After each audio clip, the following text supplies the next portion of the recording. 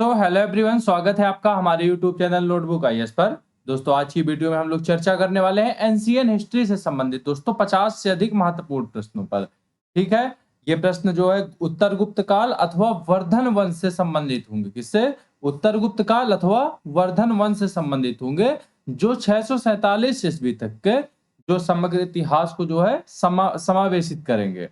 ठीक है, आपको दोस्तों बता दें कि ये जो प्रश्न है ये विभिन्न परीक्षाओं के लिए बहुत ही ज्यादा महत्वपूर्ण है।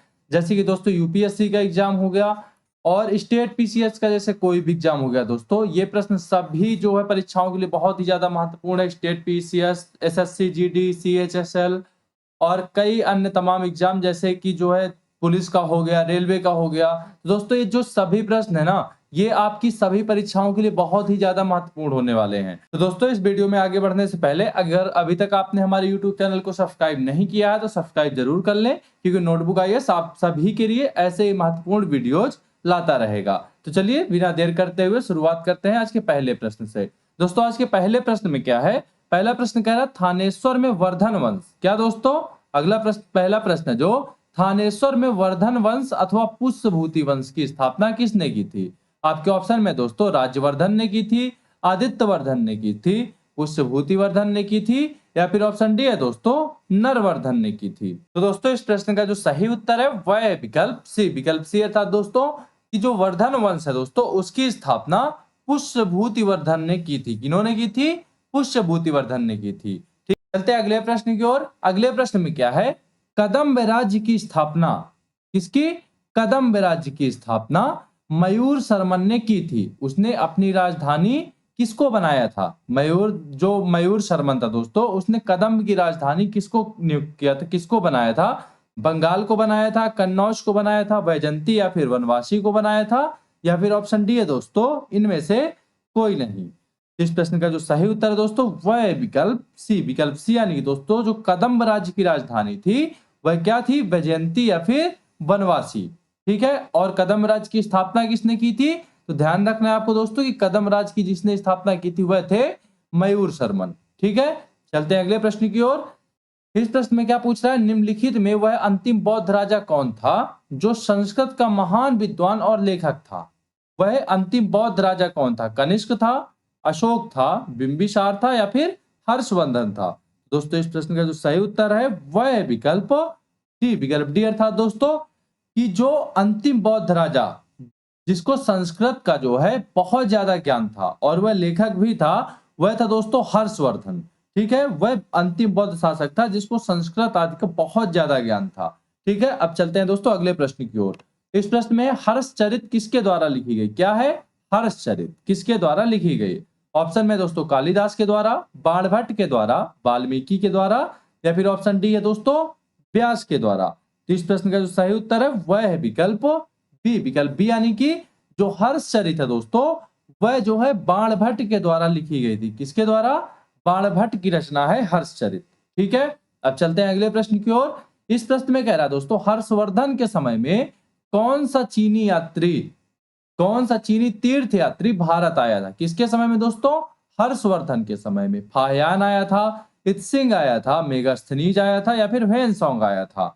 दोस्तों इस प्रश्न का जो सही उत्तर है वह है विकल्प डी। विकल्प डी यानी कि दोस्तों हर्षवर्धन के समय में जो है ह्वेनसोंग भारत आया था। कौन? यहाँ पे ह्वेनसोंग दोस्तों गलत लिखा हुआ है, ह्वेनसोंग ऐसे होगा। तो हर्षवर्धन के समय में दोस्तों ह्वेनसोंग भारत आया था। ठीक है, चलते हैं अगले प्रश्न की ओर। इस प्रश्न में कह रहा है चालुक्य राजा पुलकेशिन द्वितीय को किसने पराजित किया था? किसको? पुलकेशिन द्वितीय को। ऑप्शन में दोस्तों महेंद्र वर्मन प्रथम, नरसिंह वर्मन प्रथम, परमेश्वर वर्मन प्रथम, या फिर परांतक प्रथम? दोस्तों इस प्रश्न का जो सही उत्तर है वह है विकल्प बी। विकल्प बी यानी कि जो चालुक्य राजा पुलकेशिन द्वितीय था दोस्तों उसको नरसिंह वर्मन प्रथम ने पराजित किया था। किसने पराजित किया था? नरसिंह वर्मन प्रथम ने। चलते हैं अगले प्रश्न की ओर। इस प्रश्न में कह रहा है किस व्यक्ति को द्वितीय अशोक कहा जाता है? क्या कहा जाता है? द्वितीय अशोक किसे कहा जाता है? समुद्रगुप्त को, चंद्रगुप्त मौर्य को, स्कंदगुप्त को, या फिर दोस्तों हर्षवर्धन को? तो दोस्तों इस प्रश्न का जो सही उत्तर है वह है विकल्प डी। विकल्प डी यानी कि जो हर्षवर्धन थे दोस्तों उनको जो है द्वितीय अशोक के रूप में जाना जाता है, द्वितीय अशोक के नाम से भी जाना जाता है। ठीक है, अब चलते हैं अगले प्रश्न की ओर। इस प्रश्न में कह रहा है दोस्तों बाणभट्ट किस सम्राट के राज दरबारी कब थे? कौन दोस्तों? बाणभट्ट। आपके ऑप्शन में क्या क्या दिया गया है? विक्रमादित्य है, कुमारगुप्त है, हर्षवर्धन है या फिर कनिष्क है। तो दोस्तों इस प्रश्न का जो सही उत्तर है वह है विकल्प सी। विकल्प सी यानी कि दोस्तों जो बाणभट्ट थे वह हर्षवर्धन के दरबारी कवि थे। किसके दोस्तों? हर्षवर्धन के। ठीक है, अब चलते हैं अगले प्रश्न की ओर। इस प्रश्न में कह रहा है हर्ष एवं पुलकेशिन द्वितीय के मध्य, किसके मध्य? हर्ष और पुलकेशिन द्वितीय के मध्य हुए संघर्ष की जानकारी कहां से प्राप्त होती है? आपके ऑप्शन में दिया गया है दोस्तों ऐहोल अभिलेख दिया गया है, बंसखेड़ा का अभिलेख दिया गया है, हाथी गुम्फा अभिलेख दिया गया है या फिर ह्वेनसोंग के वर्णन से। किसके दोस्तों? ह्वेनसोंग के वर्णन से।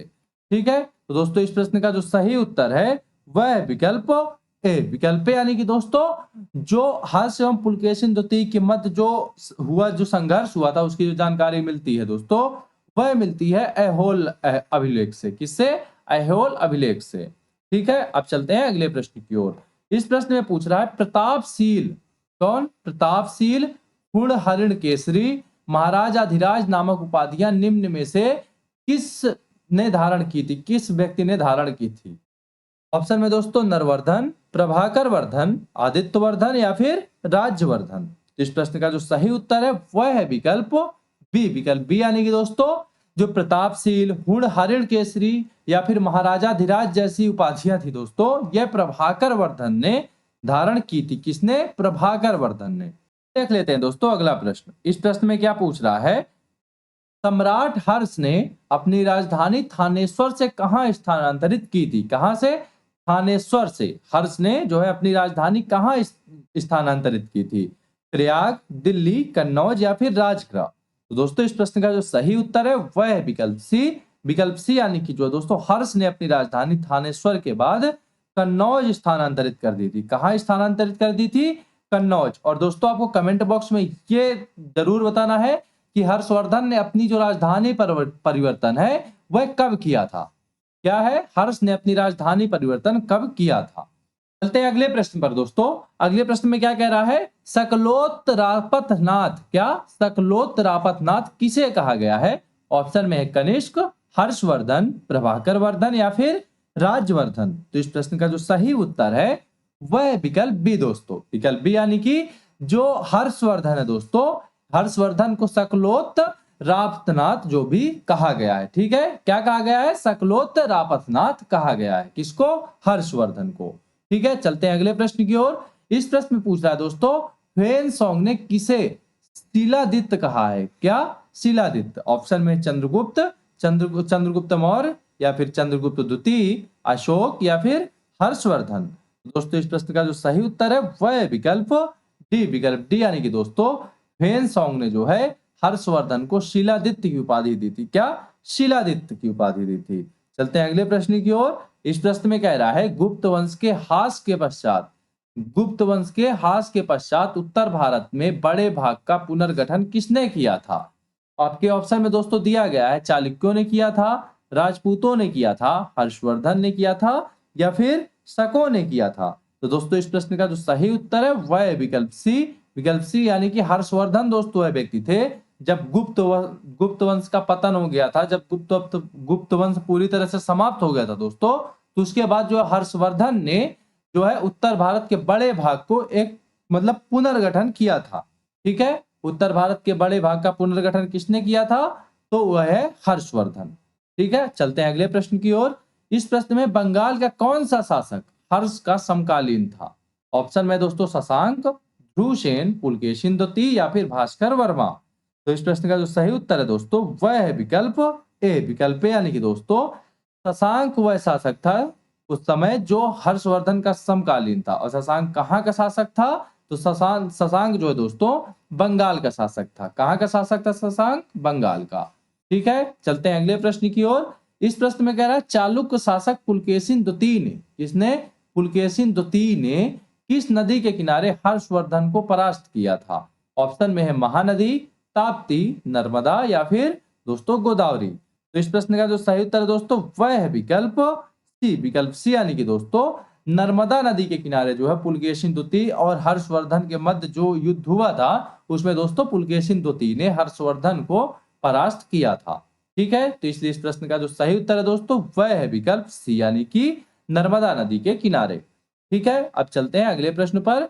अगला प्रश्न है, हर्ष के शासनकाल में उत्तर भारत का सबसे महत्वपूर्ण शहर कौन सा था? सबसे महत्वपूर्ण शहर दोस्तों उत्तर भारत का कौन सा था? आपके ऑप्शन में क्या दिया गया दोस्तों? पाटलिपुत्र, उज्जैनी, कन्नौज या फिर थानेश्वर। दोस्तों इस प्रश्न का जो सही उत्तर है वह है विकल्प सी, विकल्प सी, यानी कि दोस्तों जो कन्नौज था वह उत्तर भारत का सबसे महत्वपूर्ण शहर था। कब? जो है हर्षवर्धन के शासनकाल में। कब था? हर्षवर्धन के शासनकाल में। अगले प्रश्न पर चलते हैं दोस्तों। अगले प्रश्न में हर्ष की जीवनी किसने लिखी थी? आपके ऑप्शन में फिरदौसी ने, बाणभट्ट ने, वराहमिहिर ने, फिर ऑप्शन डी है दोस्तों इनमें से कोई नहीं। जो इस प्रश्न का सही उत्तर है वह है विकल्प बी, विकल्प बी, अर्थात दोस्तों कि बाणभट्ट के द्वारा, किसके द्वारा?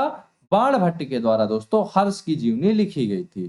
ठीक है, चलते हैं अगले प्रश्न की ओर। इस प्रश्न में कह रहा है हर्षवर्धन अपनी धार्मिक सभा कहां किया करता था? ऑप्शन में दोस्तों मथुरा में, प्रयाग में, वाराणसी में या फिर पेशावर में। इस प्रश्न का जो सही उत्तर है दोस्तों वह है विकल्प बी, विकल्प बी, यानी कि दोस्तों हर्षवर्धन जो थे वह अपनी धार्मिक सभा जो है प्रयाग में आयोजित करते थे। कहां पे? प्रयाग में। ठीक है, अब चलते हैं अगले प्रश्न की ओर। अगले प्रश्न में है वर्धन वंश की राजधानी थानेश्वर किस प्रदेश में स्थित थी? क्या आपको बताना है कि थानेश्वर जो है किस प्रदेश में स्थित थी? ऑप्शन में उत्तर प्रदेश में, हरियाणा में, मध्य प्रदेश में या फिर बिहार में। इस प्रश्न का जो सही उत्तर है दोस्तों वह है विकल्प बी, विकल्प बी, यानी कि दोस्तों जो वर्धन वंश की राजधानी थी थानेश्वर वह हरियाणा राज्य में स्थित थी। कहां पे? हरियाणा प्रदेश में। ठीक है, अब चलते हैं दोस्तों अगले प्रश्न की ओर। इस प्रश्न में पूछ रहा है दोस्तों हर्षवर्धन की बहन राजश्री का विवाह किसके साथ हुआ था? किसका? जो हर्षवर्धन की बहन थी दोस्तों राजश्री, उसका विवाह किसके साथ हुआ था? आपके ऑप्शन में दोस्तों शक शासक रुद्रदमन से, मोखरी नरेश गृहवर्मा से, वाकाटक नरेश विंध्यशक्ति से या फिर मैत्रक नरेश भट्टार्क से। तो दोस्तों इस प्रश्न का जो सही उत्तर है वह है विकल्प बी, विकल्प बी, यानी कि दोस्तों जो हर्षवर्धन की बहन थी राजश्री उनका विवाह मोखरी नरेश गृहवर्मा से हुआ था। किससे? मोखरी नरेश गृहवर्मा से। ठीक है, अब चलते हैं अगले प्रश्न की ओर। इस प्रश्न में दोस्तों क्या पूछ रहा है? हर्षवर्धन के अग्रज राज्यवर्धन द्वितीय की हत्या किसने की थी? ऑप्शन में दोस्तों मालवा नरेश देवगुप्त, गौड़ नरेश शशांक, मैत्रक नरेश भट्टार्क या फिर ऑप्शन डी है दोस्तों इनमें से कोई नहीं। तो दोस्तों इस प्रश्न का जो सही उत्तर है वह है विकल्प बी, विकल्प बी, यानी कि दोस्तों जो राज्यवर्धन द्वितीय थे उनकी हत्या जो है दोस्तों गौड़ नरेश शशांक ने की थी। इसने शशांक ने जो है राज्यवर्धन द्वितीय की हत्या की थी। ठीक है, अब चलते हैं अगले प्रश्न की ओर। इस प्रश्न में है दोस्तों हर्षवर्धन ने 606 ईस्वी में हर्ष संवत की स्थापना किस उपलक्ष्य में की थी? आपके ऑप्शन में दोस्तों अपने राज्यारोहण के उपलक्ष्य में, कन्नौज पर अधिकार करने के उपलक्ष्य में, सिंध विजय के उपलक्ष्य में या फिर दोस्तों पूर्वी भारत की विजय के उपलक्ष्य में। इस प्रश्न का जो सही उत्तर है दोस्तों वह है विकल्प ए, विकल्प ए, अर्थात दोस्तों जो हर्षवर्धन था दोस्तों उन्होंने 606 ईस्वी में हर्ष संवत की स्थापना अपने राज्यारोहण के उपलक्ष्य में की थी। किसके उपलक्ष्य में? अपने राज्यारोहण के उपलक्ष्य में। ठीक है, अब चलते हैं अगले प्रश्न की ओर। इसमें क्या पूछ रहा है कि कौन वर्धन वंश की राजधानी थानेश्वर से कन्नौज ले गया? आपके ऑप्शन में दोस्तों हर्षवर्धन, आदित्यवर्धन, राज्यवर्धन प्रथम या फिर राज्यवर्धन द्वितीय। इस प्रश्न का जो सही उत्तर है दोस्तों वह है विकल्प ए, विकल्प ए, अर्थात दोस्तों हर्षवर्धन ने जो है अपनी राजधानी परिवर्तित की थी और राजधानी को थानेश्वर से जो है कन्नौज स्थानांतरित किया था। वह कौन था दोस्तों? हर्षवर्धन। ठीक है, अगले प्रश्न पर चलते हैं। इस प्रश्न पर दोस्तों क्या पूछ रहा है? कन्नौज किस प्रदेश में स्थित है? क्या है? कन्नौज दोस्तों किस प्रदेश में स्थित है? वर्तमान में उत्तर प्रदेश में है, मध्य प्रदेश में है, हरियाणा में है या फिर दोस्तों पंजाब में है। इस प्रश्न का जो सही उत्तर है वह है विकल्प ए, विकल्प ए, अर्थात दोस्तों जो कन्नौज है दोस्तों वह वर्तमान उत्तर प्रदेश में स्थित है। कहां पे स्थित है दोस्तों? उत्तर प्रदेश में वह स्थित है। ठीक है, अब चलते हैं अगले प्रश्न की ओर। अगले प्रश्न में क्या दोस्तों? ह्वेनसांग की, क्या दोस्तों? जो ह्वेनसांग है दोस्तों, ह्वेनसांग की भारत यात्रा के समय सूती कपड़ों के उत्पादन के लिए सबसे प्रसिद्ध नगर था? कौन सा सबसे प्रसिद्ध नगर था जो सूती वस्त्रों के उत्पादन के लिए सबसे ज्यादा फेमस था? वाराणसी था, मथुरा था, पाटलिपुत्र था या फिर दोस्तों कांची था? इस प्रश्न का जो सही उत्तर है वह है विकल्प बी यानी कि दोस्तों ह्वेन जब भारत आया था तो उस समय जो मथुरा था, कौन सा दोस्तों? मथुरा नगर था दोस्तों, वह सूती वस्त्रों के लिए सबसे ज्यादा प्रसिद्ध था। ठीक है, कौन सा शहर? मथुरा शहर। ठीक है, अब चलते हैं अगले प्रश्न की ओर। कवि बाणभट्ट निवासी था? कौन? यानी कि बाणभट्ट जो था वह कहाँ का निवासी था? पाटलिपुत्र का निवासी था, थानेश्वर का निवासी था, भोजपुर का निवासी था या फिर ऑप्शन डी है दोस्तों इनमें से कोई नहीं।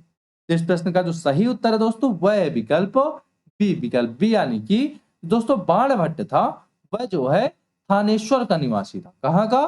थानेश्वर का। ठीक है, अगले प्रश्न पर चलते हैं।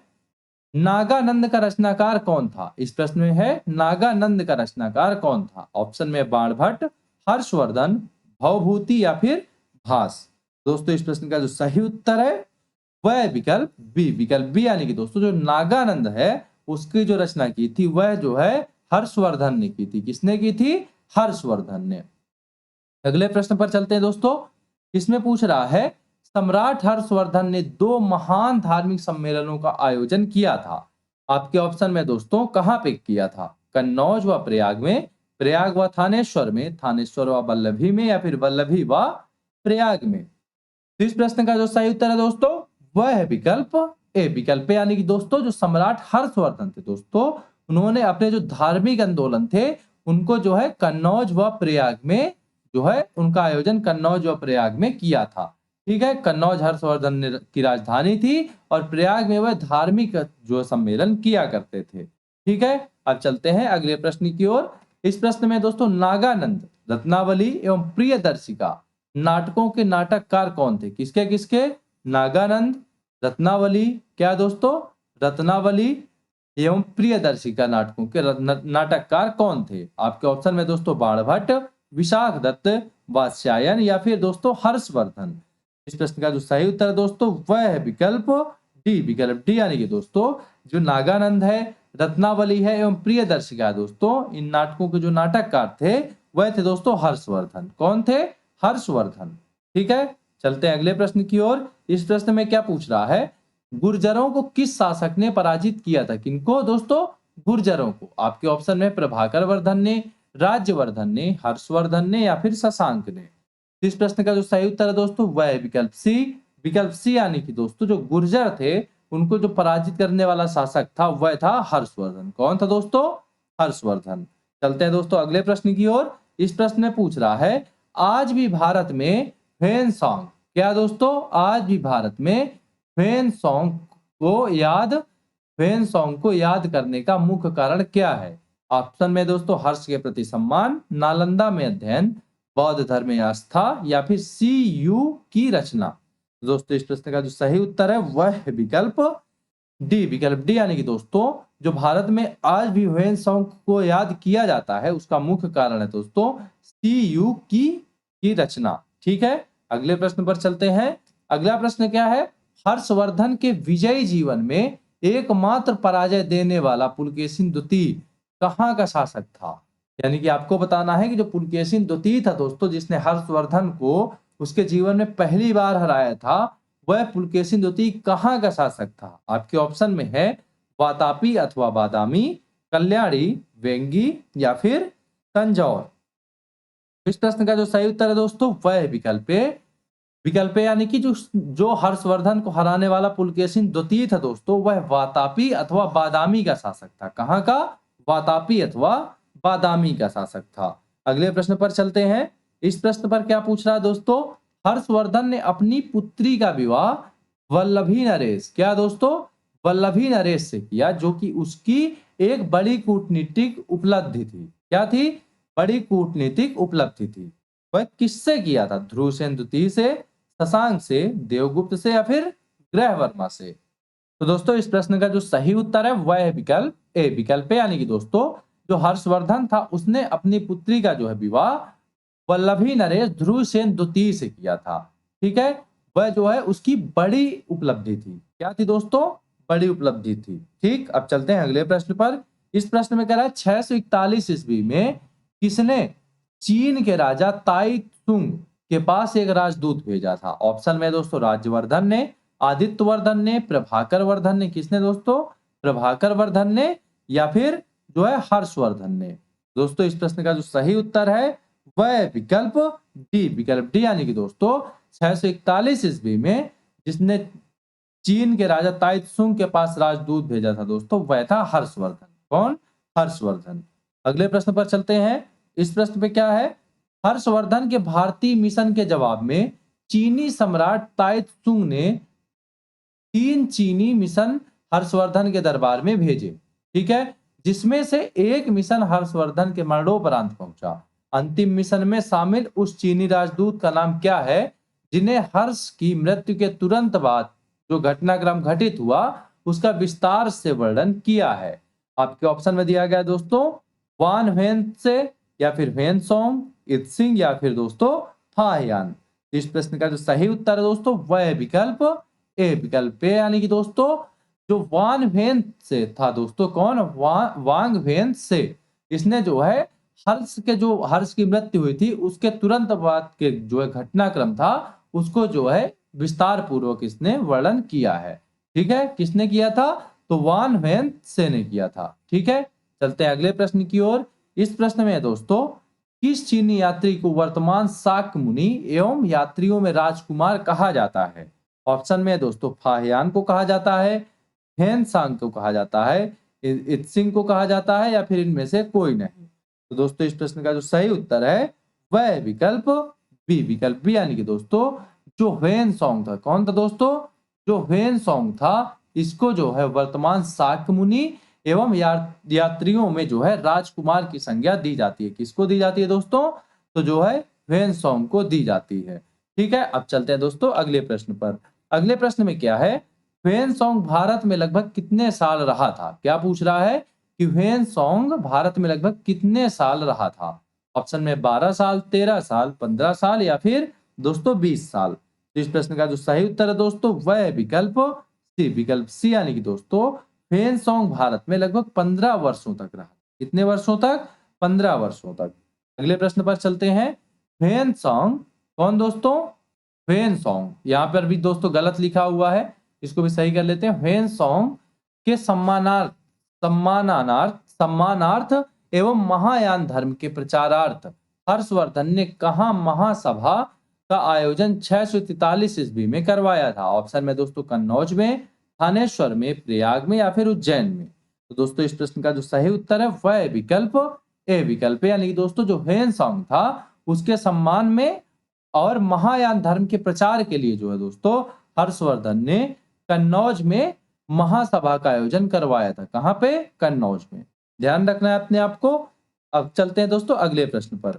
अगले प्रश्न में क्या है? कुंभ मेला को प्रारंभ करने का श्रेय किसे दिया जाता है? अशोक को, चंद्रगुप्त द्वितीय को, हर्षवर्धन को या फिर ऑप्शन डी है दोस्तों इनमें से कोई नहीं। तो इस प्रश्न का जो सही उत्तर है दोस्तों वह है विकल्प सी, विकल्प सी, यानी कि जो कुंभ मेला है दोस्तों इसको प्रारंभ करने का, इसकी शुरुआत करने का जो श्रेय है दोस्तों वह दिया जाता है हर्षवर्धन को। अगले प्रश्न पर चलते हैं। इस प्रश्न में दोस्तों नर्मदा नदी पर सम्राट हर्ष के दक्षिणावर्ती अग्रगमन को किसने रोका था? आपके ऑप्शन में दोस्तों पुलकेशिन प्रथम ने, पुलकेशिन द्वितीय ने, विक्रमादित्य प्रथम ने या फिर विक्रमादित्य द्वितीय ने। इस प्रश्न का जो सही उत्तर है दोस्तों वह विकल्प बी, विकल्प बी, अर्थात दोस्तों जो पुलकेशिन द्वितीय था इसने नर्मदा नदी के तट पर दोस्तों सम्राट हर्ष के जो दक्षिणावर्ती जो आक्रमण था दोस्तों उसको रोका था। किसने? पुलकेशिन द्वितीय ने। ठीक है, अब चलते हैं अगले प्रश्न की ओर। इस प्रश्न में क्या है? निम्नलिखित में से किसने नालंदा विश्वविद्यालय को 100 ग्रामों की आय दान स्वरूप दिया था? ऑप्शन में है चंद्रगुप्त मौर्य, चंद्रगुप्त प्रथम, चंद्रगुप्त द्वितीय या फिर हर्षवर्धन। तो दोस्तों इस प्रश्न का जो सही उत्तर है वह विकल्प डी, विकल्प डी, यानी कि दोस्तों हर्षवर्धन ने जो है नालंदा विश्वविद्यालय को 100 ग्रामों की आय दान स्वरूप में दिया था। किसने दिया था दोस्तों? हर्षवर्धन ने। इस प्रश्न में क्या है?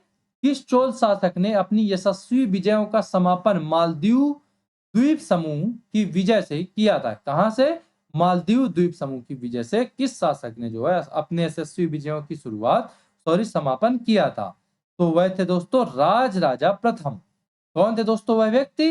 वह व्यक्ति थे राजराजा प्रथम। ठीक है, अगले प्रश्न पर चलते हैं। इस प्रश्न में क्या पूछ रहा है?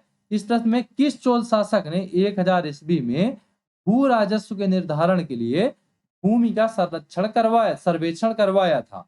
ऑप्शन में दिया गया दोस्तों राजराजा प्रथम, राजेंद्र प्रथम, परांतक प्रथम या फिर ऑप्शन डी है इनमें से कोई नहीं। तो दोस्तों इस प्रश्न का जो सही उत्तर है वह विकल्प ए, विकल्प ए। अर्थात दोस्तों जो राजराजा प्रथम थे दोस्तों, कौन? जो राजराजा प्रथम थे उन्होंने 1000 ईस्वी में सबसे पहले भू राजस्व के निर्धारण के लिए भूमि का जो है सर्वेक्षण करवाया था। किसने? जो एक चोल शासक राजराजा प्रथम ने। ठीक है, अगले प्रश्न पर चलते हैं। किस चोल शासक ने श्रीलंका के शेष बचे दक्षिणी भाग पर अधिकार कर श्रीलंका विजय को पूर्ण किया था? ऑप्शन में राजराजा प्रथम, राजेंद्र प्रथम, परांतक प्रथम या फिर ऑप्शन डी है दोस्तों इनमें से कोई नहीं। तो इस प्रश्न का जो सही उत्तर दोस्तों वह है विकल्प बी, विकल्प बी, यानी कि राजेंद्र प्रथम ने जो है दोस्तों श्रीलंका का जो अन्य भाग बच गया था उसको भी जो है अपने क्षेत्राधिकार में शामिल कर लिया था। किसने कर लिया था? तो राजेंद्र प्रथम ने कर लिया था। अगले प्रश्न पर चलते हैं। किसने 1077 ईस्वी में 92 व्यापारियों का एक शिष्टमंडल चीन भेजा था? ऑप्शन में राजेंद्र प्रथम, पुरांतक प्रथम, परांतक द्वितीय या फिर दोस्तों कुलोतुंग चोल प्रथम। दोस्तों इस प्रश्न का जो सही उत्तर है वह है विकल्प डी, विकल्प डी। अर्थात दोस्तों जो कुलोतुंग चोल प्रथम है दोस्तों, इसने जो है 1077 ईस्वी में 92 व्यापारियों का एक शिष्टमंडल चीन भेजा था। ठीक है, अब चलते हैं दोस्तों अगले प्रश्न की ओर। इस प्रश्न में क्या पूछ रहा है दोस्तों? निम्नलिखित में से कौन हर्षवर्धन के दरबार के संबद्ध नहीं था? कौन नहीं था दोस्तों? बाणभट्ट, कालिदास, भर्तृहरि या फिर मयूर। इस प्रश्न का जो सही उत्तर है वह है विकल्प बी, विकल्प बी, यानी कि दोस्तों जो कालिदास थे यह जो है हर्षवर्धन के दरबार से संबंधित नहीं थे। ठीक है, आपको दोस्तों ये चीज बतानी है कमेंट बॉक्स में। जो कालिदास थे दोस्तों, कौन? जो कालिदास थे ये जो किसके दरबार से संबंधित थे? जो कालिदास थे किसके दरबार से संबंधित थे? ठीक है, चलते हैं अगले प्रश्न की ओर। इस प्रश्न में क्या पूछ रहा है दोस्तों? कथन और कारण दिए गए हैं, असर्शन और रीजनिंग दी गई है। आपको बताना है कि कौन सा विकल्प इनमें से जो है दोस्तों सही है। विकल्प ए, विकल्प बी, विकल्प सी या फिर विकल्प डी। दोस्तों इस प्रश्न का जो सही उत्तर है वह है विकल्प ए, विकल्प ए, यानी कि दोस्तों जो कथन और कारण है दोनों सही है तथा कारण जो है जो रीजनिंग है दोस्तों वह असर्शन की सही व्याख्या करता है। यानी पहले पढ़ लेते हैं कथन।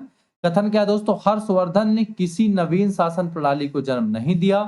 ठीक है, जो कारण है उसका दोस्तों दिया गया है हर्षवर्धन ने गुप्त शासन प्रणाली को कुछ संशोधनों के साथ अपनाया था। तो दोस्तों इस जो दोनों विकल्प है ये दोनों सही है और जो कारण है दोस्तों वह जो है कथन की सही व्याख्या भी करता है। इसलिए दोस्तों इस प्रश्न का जो सही उत्तर है वह है विकल्प ए। ठीक है, कौन सा दोस्तों? विकल्प ए। चलते हैं अगले प्रश्न की ओर। इस प्रश्न में क्या है? कौन सही सुमेलित है?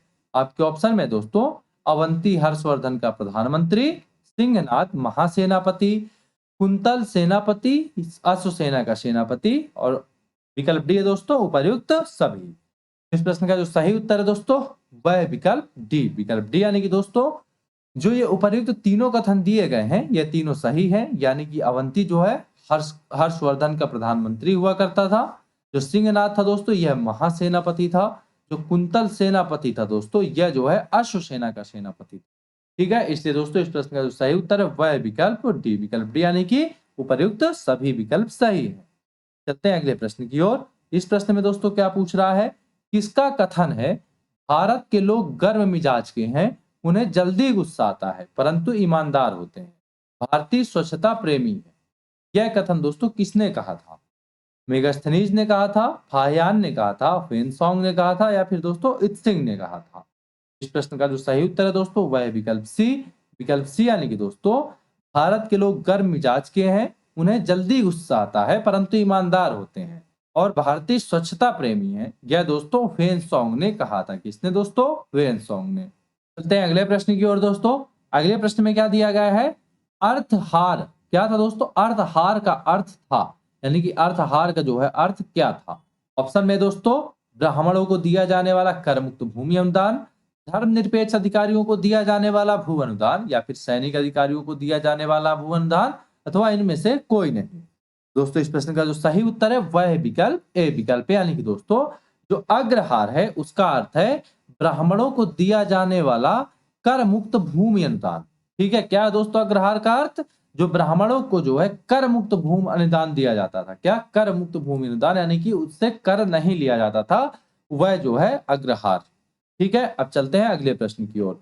इस प्रश्न में है घंटी यंत्र, क्या घंटी यंत्र अथवा तुला यंत्र का प्रयोग होता था? किस चीज में होता था दोस्तों? खेत की जुताई में, खेत की सिंचाई के लिए, समय मापने के लिए, या फिर दोस्तों इनमें से कोई नहीं। इस प्रश्न का जो सही उत्तर है दोस्तों वह है विकल्प बी विकल्प बी, यानी कि दोस्तों जो तुला यंत्र अथवा घंटी यंत्र है दोस्तों, इसका जो उपयोग है दोस्तों वह होता था खेत की सिंचाई के लिए। किस चीज के लिए होता था? याद रखना है आपको, खेत की सिंचाई के लिए होता था। ठीक है, अब चलते हैं अगले प्रश्न पर। इस प्रश्न में पूछ रहा है दक्षिण भारत के संदर्भ में एरी पत्ती का अर्थ क्या था? किसका? एरी पत्ती का अर्थ क्या था? जलाशय की भूमि दोस्तों, चारागाह की भूमि, जंगली भूमि, या फिर ऑप्शन डी है इनमें से कोई नहीं। इस प्रश्न का जो सही उत्तर है दोस्तों वह है विकल्प ए विकल्प, यानी कि जो दक्षिण भारत में जो है एरी पत्ती था दोस्तों उसका अर्थ होता था जलाशय की भूमि। क्या है दोस्तों? जलाशय की भूमि। अब चलते हैं अगले प्रश्न की ओर। इस प्रश्न में पूछ रहा है हर्ष के काल में भू राजस्व की सीमा थी, कितनी थी दोस्तों? 1/10 से 1/6, 1/6 से 1/10, 1/4 से 1/6, या फिर 1/3 से 1/4।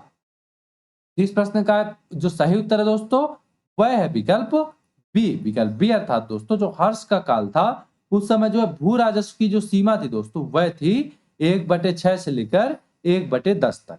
ठीक है, क्या थी दोस्तों? 1/6 से लेकर 1/10 तक। चलते दोस्तों अब देख लेते हैं आज का आखिरी प्रश्न। इस प्रश्न में दोस्तों क्या है, मौखरी शासकों की राजधानी थी, यानी कि मौखरी शासकों की जो राजधानी थी वह दोस्तों एक क्या थी? ऑप्शन में दोस्तों थानेश्वर थी, कन्नौज थी, पुरुषपुर थी, या फिर ऑप्शन डी है दोस्तों इनमें से कोई नहीं। इस प्रश्न का जो सही उत्तर है दोस्तों वह है विकल्प विकल्प बी, अर्थात दोस्तों जो मौखरी शासक थे उनकी जो राजधानी थी दोस्तों वह थी कन्नौज। कौन सी राजधानी थी दोस्तों मौखरी शासकों की? कन्नौज थी। तो दोस्तों आज की वीडियो में बस इतना ही। अगर आपने अभी तक हमारे YouTube चैनल को सब्सक्राइब नहीं किया तो सब्सक्राइब जरूर कर ले। और दोस्तों आपको बता दें कि अगर अभी तक आपने जो है हमारे सोशल मीडिया हैंडल पर हमें फॉलो नहीं किया तो वहां पर भी जाके आप फॉलो कर सकते हैं।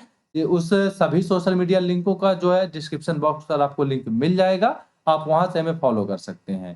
दोस्तों एक महत्वपूर्ण सूचना कि नोटबुक आईएएस जो है आप सभी विद्यार्थियों की विभिन्न महत्वपूर्ण परीक्षाओं को ध्यान में रखते हुए विशेषकर जो है यूपीएससी और जो है किसी भी स्टेट के पीसीएस एग्जामों के लिए जो है दोस्तों टेस्ट सीरीज प्रोग्राम आयोजित करता है, जिसमें दोस्तों एक टेस्ट सीरीज में जो है स्टेट पीसीएस के प्रारंभिक और मुख्य परीक्षा दोनों, यानी कि जो पीटी है दोस्तों प्रीलिम्स और मेंस दोनों एग्जामों के लिए टेस्ट सीरीज हम लोग आयोजित करते हैं। तो दोस्तों इस टेस्ट सीरीज के साथ जो आपको दैनिक सुविधाएं उपलब्ध कराई जाएंगी वह दोस्तों यह है कि दैनिक उत्तर लेखन का अभ्यास जो कराया जाएगा, दैनिक एमसीक्यूज अभ्यास कराया जाएगा, और दोस्तों जो विशेष सुविधा है वह यह है कि हमारा जो टेस्ट सीरीज प्रोग्राम है दोस्तों यह ऑनलाइन तथा ऑफलाइन, दोस्तों ध्यान रखना है आपको, ऑनलाइन तथा ऑफलाइन दोनों मोडों में उपलब्ध है।